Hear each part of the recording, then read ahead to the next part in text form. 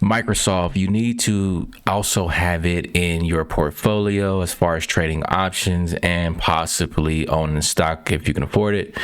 And you can grow a small account with Microsoft call options. I'm about to make about 17K or more. I'm already up about 3K on my Microsoft options that I bought a few weeks ago. And I just bought some.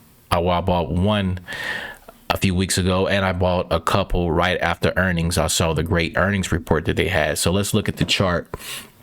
Right here is when I bought some more of the Microsoft calls, and now the stock has shot up. And analysts are saying that this stock is a strong buy rated among all analysts right now. So it's something you want to get on the train to own and to trade your options on. So, and let's look at the put and call ratio.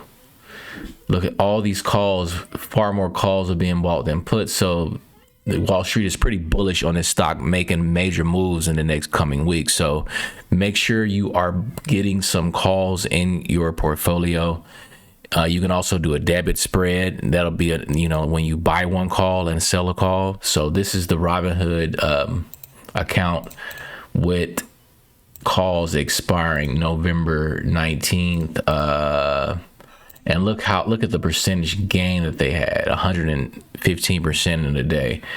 And this call is only $668 because you have to buy 100 per contract. So that for less than $1,000, you can pretty much turn this into 2,000. It's like turning 1,000 into 2,000, in a few days. So it's something that you want to buy. And if you just don't have the 1,000, you want to do a debit spread, you can go this. You can buy a call right there and sell a call right here. So no, hold on, that's not correct. You can buy a call right here. Let's go up. Well, yeah. And sell a call right there. So, and quickly make turning 273 into possibly, it's going to cost you 273 into 335 and a profit of about $227. So, and if you have less than 1,000, you can just trade that amount.